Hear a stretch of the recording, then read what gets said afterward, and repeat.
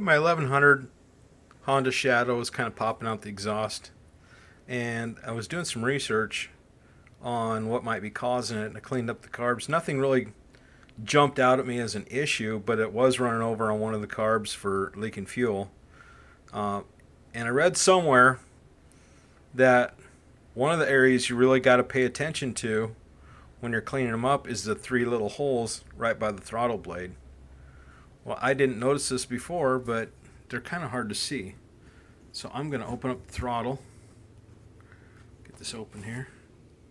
Take you down inside there so you can see the little tiny holes I'm referring to right there, smack dab in the middle. It looks like 4 holes. I don't know.